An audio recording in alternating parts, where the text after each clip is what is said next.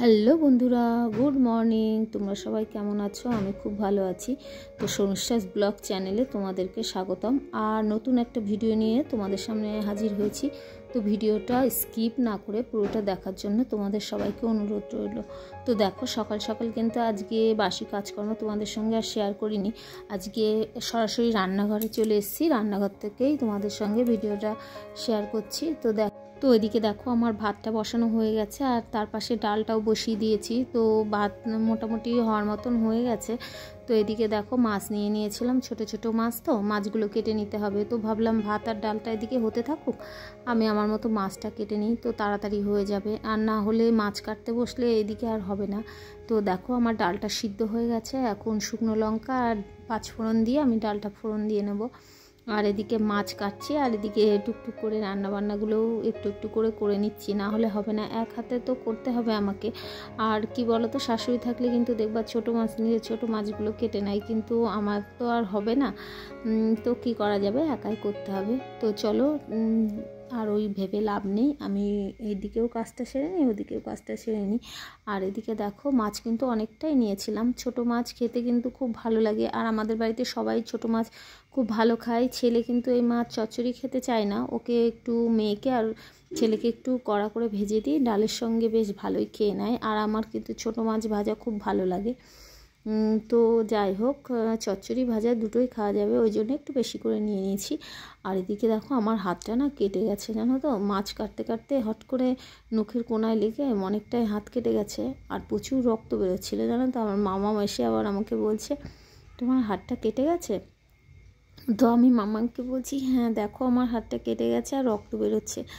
তো যাই হোক, এখন আর বোরলিন দেবো না, কারণ বোরলিন দিলে মুছে যাবে। এখন মাছটা ধুতে হবে, রান্না করতে হবে।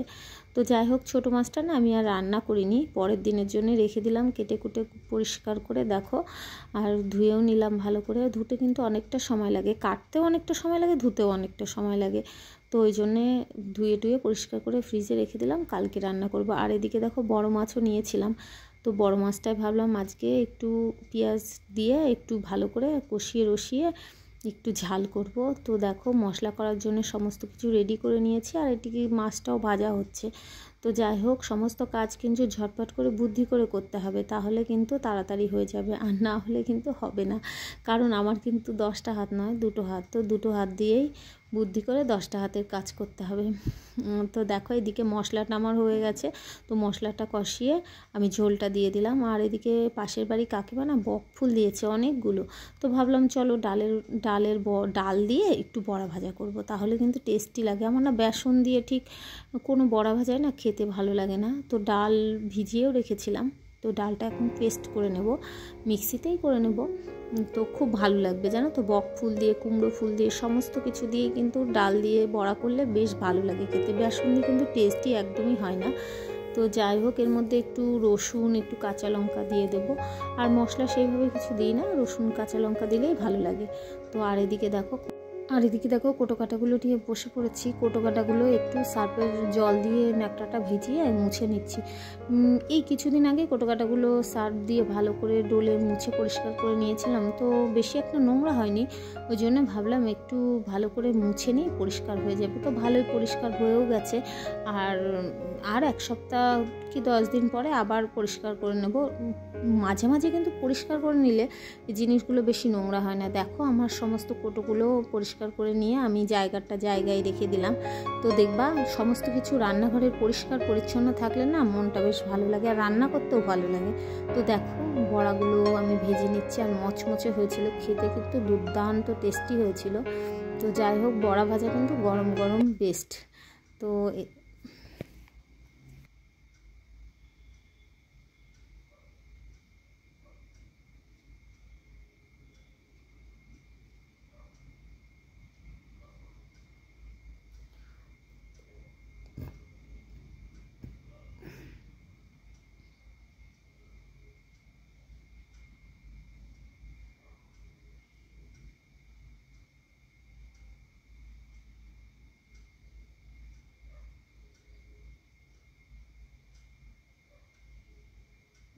এদিকে দেখো আমন্ডটা একটা কোটোর মধ্যে ঢেলে রাখবো। তো কোটোটা না পরিষ্কারই ছিল, ওই জন্য ভাবলাম এই কোটোটার মধ্যেই ঢেলে রাখি। আর দেখবা সমস্ত কিছু কোটোতে থাকলেই ভালো লাগে, প্যাকেটের মধ্যে থাকলে না নিতেও অসুবিধা হয়। আর এদিকে দেখো মসুর ডালগুলো না অনেকগুলো মসুর ডাল ছিল, অনেক দিন রয়েছে তো একটু কেমন যেন হয়ে গেছে, মানে দলা দলা পাকিয়ে গেছে। তো ভাবলাম একটু রোদ্রে দিয়ে ভালো করে পরিষ্কার করে নিই। এই ডালগুলো না রান্না করে খাবো না, অনেক দিনের ডাল তো এই ডালগুলো রান্না করলে ঠিক গলবে না, ওই জন্য ভাবলাম বড়া করে খেয়ে নেবো। পেঁয়াজ দিয়ে মুসুরি ডালের বড়া কিন্তু খুব সুন্দর লাগে খেতে। তো খাওয়া হয় না আমাদের খুব একটা, কুমড়ো ফুল দিয়ে তারপরে বক ফুল দিয়ে এইগুলো দিয়ে মটর ডালটাই বেশি খাওয়া হয়। তো বেসনের বড়া তো আমি খাই না। দেখো মুসুরি ডাল কিন্তু অনেকটাই ছিল। তো যাই হোক রোদ্রে দিয়ে দিলাম, রোদ্রে দিয়ে একটু পরে তুলে নেব। তারপরে দেখো এদিকে বালিশ কাঁথাগুলো ভাবলাম একটু রোদ্রে দিই, বাড়িতে গেস্ট আসবে সেহেতু বালিশ কাঁথা যতই ধুয়ে পরিষ্কার করে রাখো না কেন বাক্সতে রাখলে দেখবে একটা না কেমন যেন একটা গন্ধ হয়ে যায়। তো ভাবলাম একটু রোদ্রে দিয়ে দিই, তাহলে গন্ধটা কেটে যাবে, না হলে কারুর মাথায় দিলে তখন সে হয়তো খারাপ ভাববে। ওই জন্য সমস্ত কাঁথা বালিশগুলো রোদ্রে দিয়ে দিলাম। আর আজকে দেখো সকাল থেকে এত কাজ, মানে একটুও বসার সময় হয়নি, একটুও না, সারা দিন সেই সকাল থেকে উঠে চলছে সারা দিন। তো কি করা যাবে বলো, যেদিন না অনেক রকমের কাজ থাকে সেদিন কিন্তু ভালোই পরিশ্রম হয়ে যায়। আর এদিকে দেখো কাঁথাও ছিল, 3-4টে কাঁথাও রোদ্রে দিয়ে দিলাম। আর কম্বল এইগুলো সমস্ত কিছু একটা দুটো করে রোদ্রে দিয়ে দিলাম, যার যেটা লাগবে সে সেটা ব্যবহার করে নেবে। আর এদিকে দেখো বেসিনে কিছু বাসন ছিল, কোটো কাটা ছিল, সেইগুলোও ধুয়ে মুছে গ্যাসটা সমস্ত কিছু পরিষ্কার করে নিলাম। দেখো পরিষ্কার থাকলে কি ভালো লাগে। হ্যালো বন্ধুরা, দেখো আমি মাসকাবাড়ি বাজার নিয়ে চলে এসেছি। তোমাদের দাদাভাই আজকে সকালে বাজার করে নিয়ে আসলো। মাম্মা শ্যাম্পুর পাতাগুলো রাখো, দেখো মাম্মা আবার শ্যাম্পুর পাতাগুলো নিয়ে খেলা করছে। আর আমাদের কি বলো তো, এত পরে বাজার করা হয় না, মাসের 1 তারিখ 2 তারিখেই বাজার করে নেওয়া হয়। কিন্তু এটি হয়ে গেল কারণ বেড়াতে গিয়েছিলাম তো, ওই জন্য এসে একটু দেরি হয়ে গেল। তো যাই হোক আমাদের ঘরে ছিল অনেক কিছুই, ওই জন্য অল্প করে বাজার করা হয়েছে, আর লাগলে আবার পরে নিয়ে আসা যাবে। তো এইগুলোই নিয়ে এসছে। এবার এই সমস্ত জিনিসগুলো না বালতির মধ্যে তুলে রাখবো। দেখো চাষ, সার, বিস্কুট, তারপর অল্প করেই নিয়ে আসছে, আর কিছু বাজার আছেও জানো তো, এ মাসে একটু কমই লেগেছে, ওই জন্য কিছু আছে বলে অল্প আনা হয়েছে। আর যদি কিছু পরে লাগে তো তোমাদের দাদাভাই আবার নিয়ে আসবে, বেশি করে এনে রেখে তো লাভ নেই বলো। তো চলো এগুলো বালতির মধ্যে তুলে রাখি। গুড ইভিনিং বন্ধুরা, দেখো মুদিখানাগুলো গুছিয়ে না আবার রান্নাঘরে চলে এসেছি। চিনিটা ঢালা হয়নি, চিনি কোনো কোটোতেই চিনি নেই, তো ভাবলাম চলো চিনিটা ঢেলে নিই।